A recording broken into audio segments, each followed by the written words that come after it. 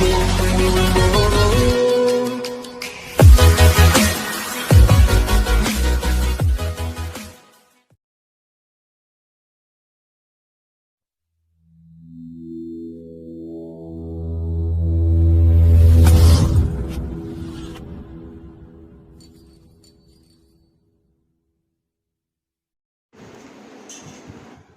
Lord brothers and sisters, मेरे भाइयों बहनों, आप सभी को प्रभु यीशु मसीह में जय मसीह की। मैं आप लोगों का धन्यवाद देता हूँ इन दिनों में मेरे इस पेज को लाइक करने के लिए और हमारे जितने भी टीम मेंबर्स हैं उनको उत्साहित करने के लिए, उनके वचनों को सुनने के लिए। ये पेज जो है मेंडिंग ब्रोकन हार्ट मिनिस्ट्री, मेरा एक छोटा सा प्रयास है अपने उन बहन भाइयों के लिए जिनके अंदर टैलेंट है लेकिन वो उस टैलेंट को कहीं दिखा नहीं पा रहे। तो मैं चाहता हूँ कि इस पेज के द्वारा वो जो हैं परमेश्वर की महिमा के लिए अपने उन टैलेंट्स का इस्तेमाल कर सकें, अपने उन वरदानों का इस्तेमाल जो है परमेश्वर की सेवकाई के लिए कर सकें। और सचमुच मैं उन अपने सारे टीम मेंबर्स का धन्यवाद देता हूँ। भाई मनदीप का जो कि पंजाब से हैं, सिस्टर प्रतीक्षा का जो कि उड़ीसा से हैं, सिस्टर जैस्मीन और ब्रदर आइवन जो कि दिल्ली से हैं, brother Surya from Delhi, sister Mannu from Ujjain और बाकी सारे मेंबर्स का धन्यवाद हो आप लोगों का मेरी सहायता करने के लिए। और सबसे बढ़कर मैं धन्यवाद देता हूँ अपने जीवित परमेश्वर का कि उसने हमें वो वरदान और वो हमें योग्य समझा कि हम उसकी सेवकाई में आगे बढ़ सकें। आइए वचन में जाने से पहले थोड़ी सी देर हम लोग जो है इस पेज के बारे में देखेंगे। जैसे कि इस पेज का नाम है मेंडिंग ब्रोकन हार्ट मिनिस्ट्री, यानी कि परमेश्वर जो है वो टूटे हुए हृदय को जोड़ता है। और हम देखेंगे अगर भजन संहिता उसका 34वां अध्याय उसके 18वें पद में इस तरह से लिखा है कि यहोवा टूटे हुए मन के समीप रहता है और पिसे हुए का उद्धार करता है। यहोवा जो है वो टूटे हुए मन वालों के समीप रहता है। भाई बहनों, जब हम टूट जाते हैं संसार में तब हम क्या करते हैं? किसी एक सहायक को ढूंढते हैं, कोई ऐसे व्यक्ति को ढूंढते हैं जो हमारी मदद कर सके।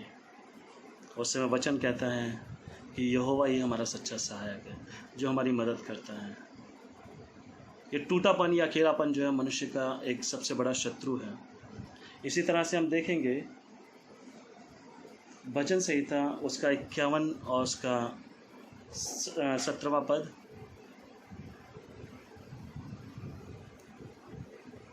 यहाँ पर इस तरह से लिखा है कि टूटा मन परमेश्वर की योग्य बलिदान है। हे परमेश्वर, तू टूटे और पिसे हुए मन को तुच्छ नहीं जानता। यानी कि जब हम टूटे हुए हृदय के साथ परमेश्वर के साथ सम्मुख पहुँचते हैं तो परमेश्वर हमें क्या करता है? तुच्छ नहीं जानता। वो हमारी विनतियों को तुच्छ नहीं जानता, परंतु वो जो है हमारे उस टूटे हुए हृदय को देखता है। लेकिन टूटा हुआ हृदय जो है तभी परमेश्वर से जोड़ सकता है या चंगा कर सकता है जब हम उसे पूरी रीति से परमेश्वर को दें। उदाहरण के तौर पे अगर मान लीजिए कोई बर्तन है, कांच का बर्तन है, वो टूट जाता है और अगर हम उसे जोड़ने का प्रयास करें तो वो तभी जुड़ सकता है जब उसका एक एक टुकड़ा हमें मिल जाए। जब वो सारे टुकड़ों को हम एक साथ मिलाएंगे, जोड़ेंगे, तभी वो जुड़ सकता है। इसी तरह से हमारा जीवित परमेश्वर भी है, वो हमारे हृदय को तभी जोड़ सकता है जब हम पूरी रीति से उसको उसके हाथ में देते हैं। इसलिए जो है आइए हम अपने जीवन को प्रभु के हाथ में सौंपें और हम वचन में जाएंगे। ठीक है, जाने से पहले हम एक छोटी सी प्रार्थना करते हैं, उसके बाद हम आज के वचन में जाएंगे। धन्यवाद स्वर्गीय पिता परमेश्वर, प्रभु जी एक बार फिर से आपके सम्मुख आते हैं। प्रभु जी धन्यवाद देते हैं परमेश्वर की इस समय के लिए। परमेश्वर आज के इस वचन को प्रभु जी आपके हाथों में सौंपता हूँ। प्रभु जी मैं नहीं परंतु आप मेरे द्वारा बात कीजिए। प्रभु जी हाँ परमेश्वर, आज का वचन जो है वो दोधारी तलवार की नाई प्रभु जी हमारे जीवनों को आर पार भेदने वाला बन सके। प्रभु जी इस पूरे समय को परमेश्वर जितने भी लोग मुझे सुन रहे हैं प्रभु जी, अपने आप को इन सभी को आपके हाथों में सौंपता हूँ। लॉर्ड हमें वो कान दीजिए परमेश्वर कि हम आपकी बातों को सुन सकें, इन्हें अपने हृदय में डाल सकें प्रभु जी और उसके मुताबिक चलने वाले बन सकें। ताकि समय के लिए प्रभु जी अपने जीवनों को आपके हाथों में सौंपते हैं। प्रभु जी आप हमारे जीवन से बात कीजिए। लॉर्ड सारा आदर महिमा केवल आप ही को देते हैं। प्रभु यीशु मसीह के नाम से मांगते हैं, आमीन। भाई बहनों, आज का मेरा शीर्षक जो लिया है वो है अकेलापन। देखिए संसार के अंदर जो है अकेलापन जो है वो मनुष्य का सबसे बड़ा शत्रु है। अगर आप सोसाइटी में देखें, जितनी भी सुसाइड्स होते हैं वो कब होते हैं? जब मनुष्य अकेला होता है।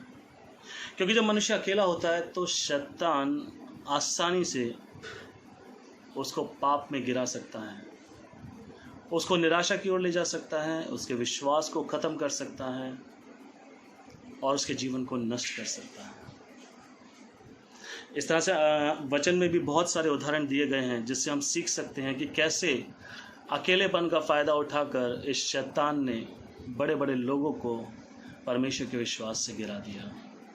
उदाहरण के तौर पे अगर हम देखें, उत्पत्ति उसका 3 अध्याय उसके पहले पद में लिखा है कि जब हवा अकेली थी, यानी कि आदम उसके पास नहीं था, तब शैतान उसके पास आया और उससे क्या कहता है कि क्या परमेश्वर ने तुम्हें मना किया है कि तुम इस पेड़ के किसी भी फल को मत खाना? तब हवा क्या कहती है? आइए हम वचन में देखते हैं इस बात को। हवा कहती है कि क्या है, बाकी सबके लिए तो परमेश्वर ने बोला है, लेकिन केवल उस भले और बुरे के ज्ञान के वृक्ष को खाने के लिए मना किया है। भाई बहनों, शैतान हमें इसी तरह से पाप में फंसाता है। जब हम अकेले होते हैं, जब हम निराश होते हैं, जब हम सोचते हैं कि इस संसार में अब हमारे साथ कोई नहीं है, उस समय शैतान धीरे से हमारे जीवन में आता है और हमें उन पाप की लालसाओं को दिखाता है जो हमें पाप में गिरा देती है।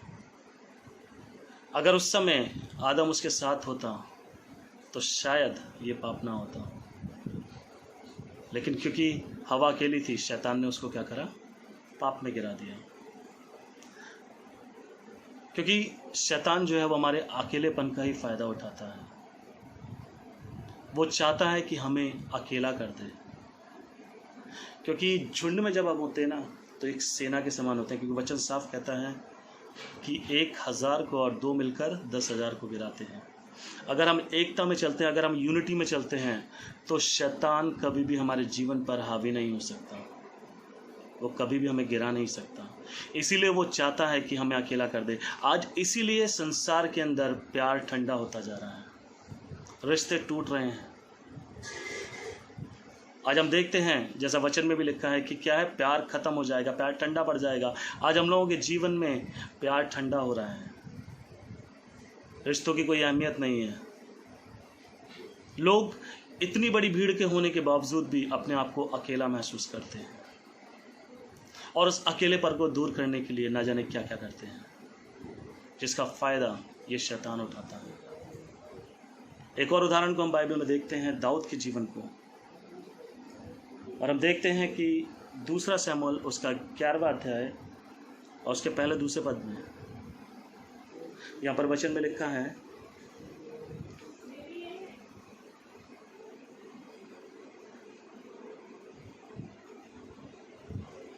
अगर हम पहला पद पढ़ते हैं तो उसमें लिखा हुआ कि जिस समय राजा लोग युद्ध करने को निकला करते थे, उस समय अर्थात वर्ष के आरंभ में दाऊद ने मोआब को, उसके संग अपने सेवकों और समस्त इस्राएलियों को भेजा और उन्होंने अम्मोनियों का नाश किया और रब्बा नगर को घेर लिया, परंतु दाऊद यरूशलेम में रह गया। जब युद्ध का समय था, जब दाऊद को युद्ध में जाना चाहिए था, उस समय दाऊद जो है वो क्या कर रहा है? अपनी सेना को भेज रहा है, अपने सेनापति को भेज रहा है और खुद जो है यरूशलेम में ही रह गया। और जब वो यरूशलेम में रह गया, और अगर दूसरे वचन में पढ़ते हैं कि सांझ के समय दाऊद पलंग से उठकर राजभवन की छत पर टहल रहा था और छत पर उसको एक स्त्री जो अति सुंदर थी नहाती हुई दिखाई पड़ी। इसके आगे हम सभी जानते हैं क्या था। दाऊद छत पर टहल रहा था, कोई इसके साथ नहीं था। जिस तरह से शैतान ने हवा को फल दिखाया कि देखने में कितना सुंदर है, देख फल देखने में कितना सुंदर है, और हवा कहती है कि वाकई में देखने में सुंदर और चाहने योग्य है।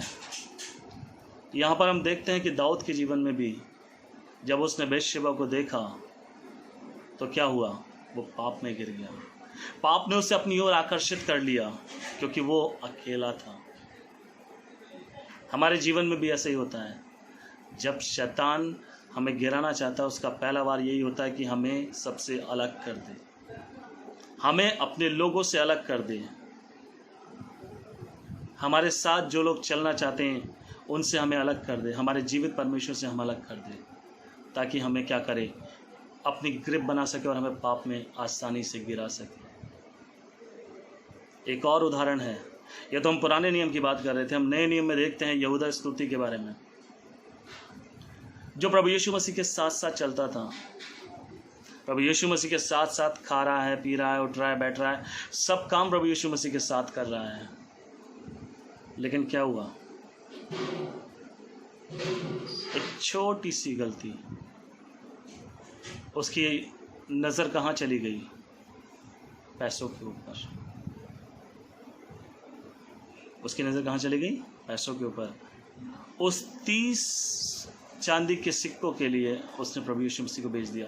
और एक बहुत अच्छी बात वचन में लिखी है, वो हम देखेंगे लूका की इंजील उसके 22वें अध्याय और उसके 3 पद में। यहाँ पर लिखा है कि और शैतान यहूदा में समा गया, जो इस्करियोती कहलाता है और 12 चेलों में गिना जाता था। अब आप सोच के देखिए, एक व्यक्ति जो प्रभु यीशु मसीह के 12 चेलों में गिना गया, जो प्रभु यीशु मसीह के साथ चल रहा है, जो प्रभु यीशु मसीह को आश्चर्य कर्म करते हुए देख रहा है, जो प्रभु यीशु मसीह के इतने बड़े बड़े कार्यों को देख रहा है, उसकी प्रार्थना को देख रहा है, सब कुछ उसके साथ चल रहा है, एक ही मेज पर उसके साथ सहभागी हो रहा है, उसके साथ भोजन कर रहा है। एक क्षण में शैतान ने क्या करा, थोड़ा सा लालच दिखाकर उसे जोन से अलग कर दिया। और वचन कहता है कि शैतान यहूदा में समा गया।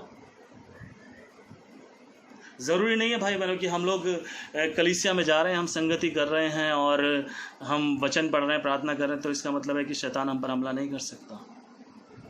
वो कभी भी हमारे जीवन पे हमला कर सकता है। ज़रूरत है हमें सावधान रहने की, हमें सचेत रहने की, क्योंकि वो और कुछ नहीं चाहता। वो चाहता है कि हमें अलग कर दे, हमें अकेला कर दे। क्योंकि जब हम अकेले हो जाते हैं तो उसके लिए बहुत आसान रहता है हमारे जीवन को पकड़ लेना, हमारे जीवन का नाश कर देना, हमारे जीवन को पाप में गिरा देना, क्योंकि वही उसका सबसे बड़ा हथियार है। अभी मैं थोड़ी देर पहले बात कर रहा था सुसाइड की। कैसे होते हैं सुसाइड्स? एक परिवार में रहने के बाद भी एक व्यक्ति क्या करता है, किसी कारण से अपने आप को अकेला महसूस करने लगता है। कोई ना कोई घटना उसको ऐसा तोड़ देती है जिसके द्वारा क्या करता है, वो भीड़ के साथ होते हुए भी अपने आप को अकेला महसूस करता है। और धीरे धीरे धीरे करके क्या करता है, वो उन सारे लोगों से अलग होना शुरू हो जाता है और शैतान उसे अपने चंगुल में लेता है। और एक समय ऐसा आता है जब एक ही आवाज़ उसको सुनाई देती है कि अपने आप को समाप्त कर ले, और वो मौका देखता है कि कब वो अकेला हो। जब अकेला होता है क्या करता है, सुसाइड कर लेता है। अगर कोई व्यक्ति उसके साथ हो तो क्या है, कभी भी नाश नहीं होगा। इसीलिए प्रभु यीशु मसीह जानते थे, परमेश्वर जानता था कि मनुष्य अगर अकेला रहेगा तो उसके लिए ये हानिकारक ही होगा। यही कारण था कि उसने क्या करा, पुराने नियम में हम देखते हैं उसके भजन संहिता उसके दूसरा अध्याय, उत्पत्ति उसका दूसरा अध्याय और उसके 18वें वचन में। उत्पत्ति उसका दूसरा अध्याय उसका 18वें वचन में इस तरह से लिखा है कि फिर यहोवा ने कहा, आदम का अकेला रहना अच्छा नहीं, आदम का अकेला रहना अच्छा नहीं, मैं उसके लिए एक सहायक बनाऊंगा जो उससे मेल खाए। परमेश्वर भी इस बात को जानता था कि अगर आदम अकेला रहेगा तो कहीं ना कहीं वो पाप में गिर सकता है।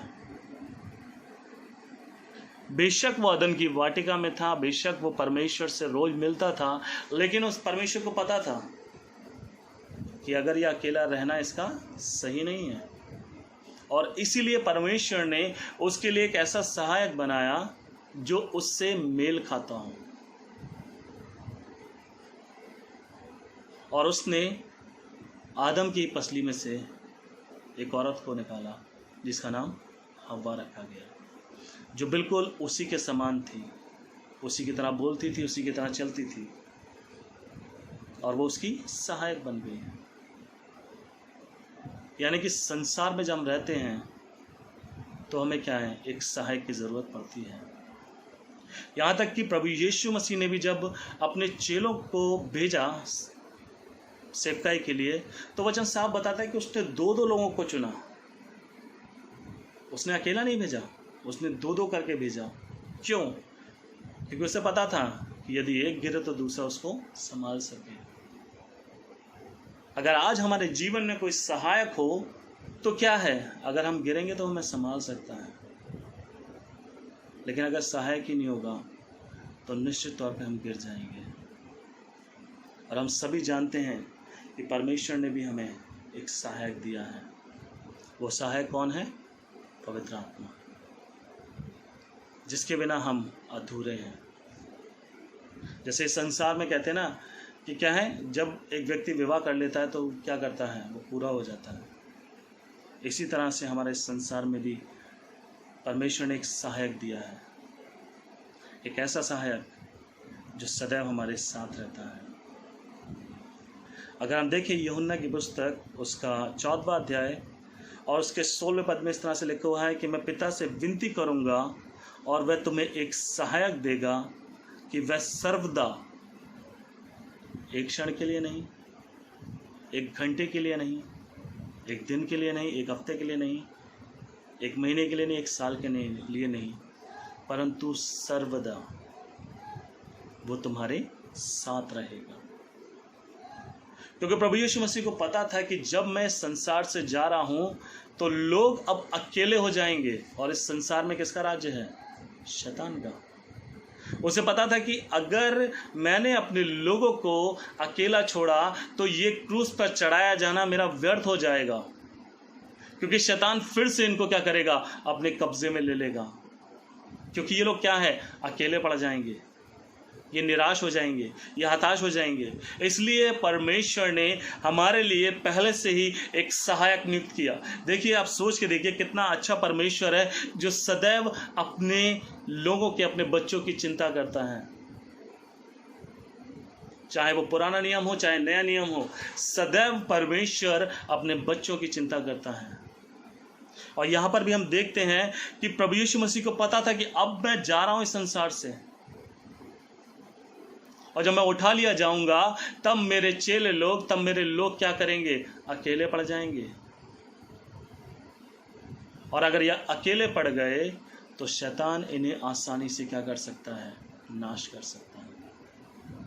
शैतान इन्हें आसानी से क्या कर सकता है, पाप में गिरा सकता है।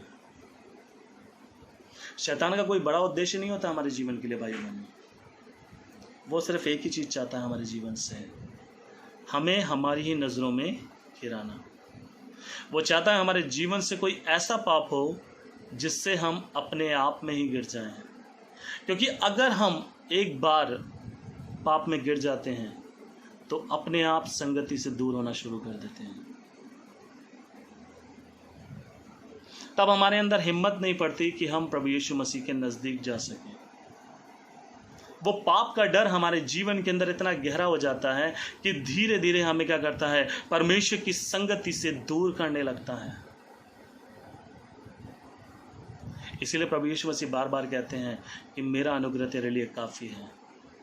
अगर हम पश्चाताप करके प्रभु के सम्मुख जाते हैं तो वो हमें क्या करता है, ग्रहण करता है।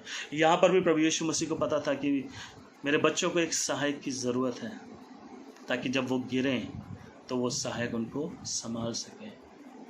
और इसीलिए जो है उसने हमारे लिए एक सहायक भेजा। और इसके यूहन्ना 14 के 17वें पद में अगर हम पढ़ते तो लिखा है, अर्थात सत्य का आत्मा जिसे संसार ग्रहण नहीं कर सकता क्योंकि वह न उसे देखता है और न उसे जानता है। तुम उसे जानते हो क्योंकि वह तुम्हारे साथ रहता है और तुम में होगा। भाई बहनों, पवित्र आत्मा को हमें कहीं ढूंढने की ज़रूरत नहीं है, क्योंकि हम सभी जानते हैं परमेश्वर का वचन कहता है कि संसार वाले क्या हैं, वो संसार वालों के लिए नहीं है। जो अपवित्र लोग हैं या जो अपने जीवन को संसार में व्यतीत करना चाहते हैं, पवित्र आत्मा उन लोगों के लिए नहीं है। वो केवल उन लोगों के लिए है जो सचमुच प्रभु के साथ जुड़े रहना चाहते हैं। वो उन्हीं का सहायक बनता है, क्योंकि जो संसार में वो तो पाप की ओर जा ही रहे हैं, वो तो अपने जीवन को पाप में नष्ट कर ही रहे हैं। लेकिन यहाँ पर हम देखते हैं इस वचन को फिर दोबारा से पढ़ेंगे कि क्या है, अर्थात सत्य का आत्मा जिसे संसार ग्रहण नहीं करता, क्योंकि संसार से उसका कोई तालमेल है ही नहीं। क्योंकि संसार किसको ग्रहण करता है? जिसे वो देखता है। अभी हमने पुराने नियम में उदाहरणों को देखा। पाप क्या है? वो दिखता है। पाप हमें अपनी ओर आकर्षित करता है। अगर हवा उस पेड़ के फल को नहीं देखती या शैतान उसके फल की ओर उसके ध्यान को केंद्रित नहीं करता, तो क्या है, हवा पाप में नहीं गिरती।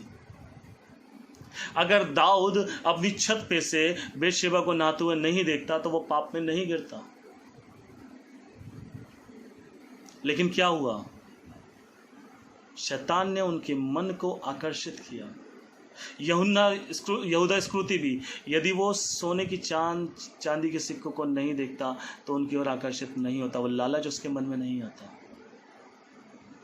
और ये तीनों उदाहरण हमें दिखलाते हैं। पहला क्या है? फल यानी कि भोजन। कभी कभी ऐसा होता है कि हमारे जीवन में शैतान हमें उन कार्यों के द्वारा पाप में गिराता है जो हमारी ज़रूरत है। दूसरा हम देखते हैं आंखों की अभिलाषा, हमारी इच्छा, शैतान हमें उसके द्वारा भी गिराता है। और तीसरा लालच।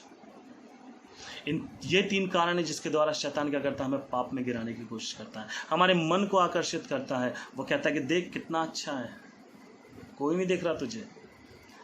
क्या यहूदा इस्करियोती को नहीं पता था कि मैं जिस परमेश्वर को बेचने जा रहा हूं या जिसकी मृत्यु के लिए मैं 30 चांदी के सिक्के ले रहा हूं, वो कौन है? लेकिन क्या करा, शैतान ने उसकी आंखों को अंधा कर दिया और वो पाप में गिर गया।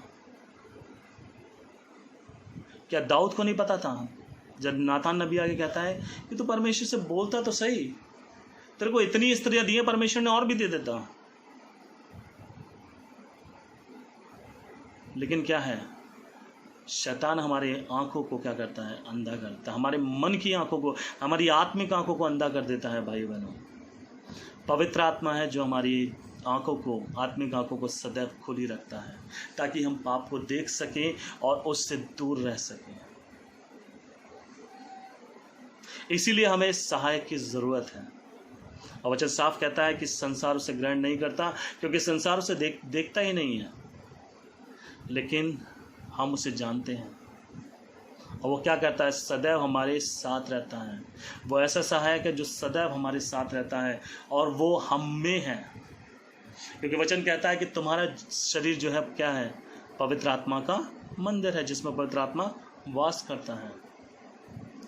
हमारा ये जीवन जो है वो प्रभु यीशु मसीह की देन है और हमें अपने जीवन को चाहिए कि हम उसे ऐसा ही पवित्र बनाकर रखें। तो भाइयों बहनों, प्रभु यीशु मसीह ने हमें एक अच्छा सहायक दिया है। वो चाहता है कि हम उसके अनुसार चलें, क्योंकि रोमियो की पुस्तक में लिखा है, उसके 8वें अध्याय में लिखा है कि जो आत्मा के चलाए नहीं चलता वो क्या है, परमेश्वर का जन नहीं है। जो परमेश्वर की इच्छा पर नहीं चलता वो परमेश्वर के योग्य नहीं है। परमेश्वर हमारे हृदय को देखता है। वो चाहता है कि हम उसके साथ रहें, हमारी उपस्थिति, हमारी संगति उसके साथ सदैव बनी रहे, हम उस सहायक के साथ सदैव लिपटे रहें। पता है यूहन्ना ने क्या कहा था कि मैं तो तुम्हें पानी से बपतिस्मा देता हूँ, लेकिन जो मेरे बाद आने वाला है वो तुमको किससे बपतिस्मा देगा? आँख से। पवित्र आत्मा एक आँख के समान है भाइयों बहनों। और अगर एक भट्टी जो है आग की बहुत तेज़ जलती रहे तो उसमें आप कुछ भी डालिए, वो 2 मिनट में जलकर नष्ट हो जाता है। यदि हमारे जीवन के अंदर पवित्र आत्मा की आग सदैव जलती रहे तो शैतान चाहे कितनी भी लालच, कितनी भी आंखों की अभिलाषा, चाहे कितना भी हमारे जीवन में परेशानियों को लेकर आए, वो आग उसको 2 मिनट में जलाकर शैतान के सारे कामों को नष्ट कर देती है। लेकिन ज़रूरत है हमारी उस आत्मा को सदैव जलते रहने की, हमें उस आत्मा में बढ़ते रहने की, क्योंकि आत्मा के बिना हमारा जीवन कुछ नहीं है। इस संसार में हो सकता है हम अकेले हों, हो सकता है हम निराश हों, इसीलिए प्रभु यीशु मसीह ने एक ऐसा सहायक दिया है जो हमारे अंदर ही रहता है। उसे हमें कहीं ढूंढने की ज़रूरत नहीं है, ज़रूरत है सिर्फ उसे महसूस करने की। और जब वो सहायक हमारे साथ आ जाता है तो परिस्थितियाँ चाहे कितनी भी गंभीर क्यों ना हो, वो आपको गिरने नहीं देगा। बीते दिनों में मेरे जीवन में भी कुछ ऐसी घटना घटी जिसने शायद मुझे तोड़ कर रख दिया। बहुत निराश था, बहुत दुखी भी था, और मैं चाहता हूँ कि ऐसा जीवन किसी के जीवन में ना आए। लेकिन भाइयों बहनों, उस जीवित परमेश्वर ने मुझे संभाला। उस कठिन समय में उस सहायक ने सचमुच मेरी मदद की, और मैं आज आप लोगों के सामने हूँ। मैं निराश तो हुआ लेकिन टूटा नहीं, क्योंकि उस सहायक ने मुझे टूटने नहीं दिया।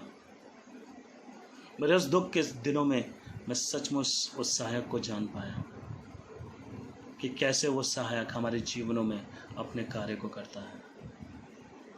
और मैं भी आज इन वचनों के द्वारा आप लोगों को उत्साहित करना चाहता हूँ कि इस सहायक को पहचानिए भाई बहनों, क्योंकि शैतान जो है सिर्फ यही चाहता है कि कैसे भी हमें अकेला करे, हमें पाप में गिराए और हमारे जीवन को सदैव के लिए नष्ट कर दे। जो रिश्ता हमारा प्रभु यीशु मसीह के साथ है वो उसे दूर कर दे। उसे का केवल एक ही उद्देश्य है, हमें परमेश्वर से दूर ले जाना और दूर ले जाके हमेशा के लिए नाश कर देना। लेकिन प्रभु यीशु मसीह चाहते हैं कि हम सदैव उसमें लिपटे रहें, हम सदैव उसमें बने रहें, ताकि समय समय पर वो हमें बढ़ाता जाए। देखिए भाई बहनों, हमारे मसीह जीवन के अंदर जो है परेशानियाँ आती हैं, कष्ट आते हैं, लेकिन जीवित परमेश्वर प्रभु यीशु मसीह है जो हमें इन सारी परेशानियों से बाहर निकालने की सामर्थ्य रखता है। वो हमारे जीवन को कभी भी नष्ट नहीं होने देगा, वो हमें कभी भी निराश नहीं होने देगा। बस ज़रूरत है हमें उसमें लिपटे रहने की, हमें उसमें बने रहने की, उसके साथ चलने की। आइए हम अपने जीवन को आज प्रभु के हाथों में सौंपें। उस अकेलेपन को आज हम प्रभु यीशु मसीह के हाथों में दे दें, उस निराशा को आज हम प्रभु यीशु मसीह के हाथों में दे दें, उस अविश्वास को हम प्रभु यीशु मसीह के हाथों में दे दें और बोलें, प्रभु मैं यहाँ हूँ, इस जीवन में आ जा, ताकि आज से मैं ना रहूँ, मेरा जीवन बदल जाए, मैं बदल जाऊँ और मैं तुझ में बना रहूँ। आइए हम प्रार्थना करेंगे। धन्यवाद स्वर्गीय पिता परमेश्वर, राजाओं के राजा, प्रभु के प्रभु जी, एक बार फिर से धन्यवाद देते हैं सुंदर समय के लिए प्रभु जी, जो आपने हमारे जीवन में दिया प्रभु जी, ताकि प्रभु जी हम आप में बढ़ सकें प्रभु जी। आप पिता परमेश्वर धन्यवाद देते हैं प्रभु जी उन सभी बहन भाइयों के लिए प्रभु जी, जो इस समय इन वचनों को सुन रहे हैं प्रभु जी। आप उनके जीवन से बात कीजिए प्रभु जी, क्योंकि परमेश्वर सचमुच हमारे जीवन में हमें एक सच्चे सहायक की ज़रूरत है प्रभु जी, और वो सच्चा सहायक आपको छोड़ और कौन हो सकता है प्रभु जी। हम यही प्रार्थना करते हैं प्रभु जी कि आप हमारे जीवन में आ जाइए लॉर्ड। पवित्र आत्मा, आज से हमारे जीवन को आप छू लीजिए। आज से हैरल ना रहे प्रभु जी। आज मैं ना रहूं प्रभु जी, परंतु आप मेरे जीवन में रहने वाले बन सके प्रभु जी। आप प्रभु जी उस अकेलेपन को आप दूर कीजिए प्रभु जी, ताकि मैं आप में लिपटा रहूं प्रभु जी, मैं आप में बना रहूं प्रभु जी। प्रभु जी प्रार्थना करता हूं प्रभु जी, और फिर से प्रभु जी अपनी इस पूरी टीम के लिए प्रभु जी, धन्यवाद देते हैं प्रभु जी कि आपने हमें एक साथ जोड़ा है प्रभु जी, ताकि प्रभु जी हम एक साथ मिलकर आपके उस राज्य के कार्य को कर सके प्रभु जी, जिसके लिए आपने हमें चुना है प्रभु जी। हम सभी के जीवनों में प्रभु जी आपकी आशीष निरंतर बनी रहने वाली बन सके प्रभु जी। प्रार्थना करता हूँ प्रभु जी, सुनने वाले हर एक भाई बहन के लिए प्रभु जी, उनके जीवनों से भी आप बात कीजिए प्रभु जी। इस तरह प्रार्थना करते हैं प्रभु जी इस समय प्रभु जी उस महामारी के लिए प्रभु जी जो इस संसार में फैल रही है प्रभु जी, इस कोरोना वायरस के लिए प्रभु जी। प्रभु जी आपका वचन कहता है कि आपका नाम सब नामों में श्रेष्ठ है प्रभु जी। हर एक बीमारी का एक नाम है, लेकिन उन नामों के ऊपर सर्वश्रेष्ठ नाम आपका है प्रभु जी, जिसका नाम यहोवा राफा है प्रभु जी, जो चंगाई देने वाला यहोवा परमेश्वर है प्रभु जी। जितने भी लोग बीमार हैं परमेश्वर, इस कोरोना वायरस की बीमारी से ग्रसित हैं प्रभु जी, आपके उनके जीवनों में प्रभु जी आपकी चंगाई की सामर्थ कार्य करने वाली बन सके और उन्हें चंगा करने वाली बन सके प्रभु जी। साथ साथ प्रभु जी इस कोरोना वायरस को जड़ से इस पूरे संसार से खत्म होने के लिए हम विनती प्रार्थना करते हैं प्रभु जी। सभी के साथ रहिए परमेश्वर, हमारी सहायता और मदद कीजिए प्रभु जी। बाकी समय के लिए अपने जीवनों को आपके हाथों में सौंपते हैं। सारा आदर सारी महिमा केवल आप ही को देते हैं प्रभु यीशु मसीह के मीठे पवित्र नाम में मांगते हैं, आमीन। आप सभी को धन्यवाद। जय मसीह।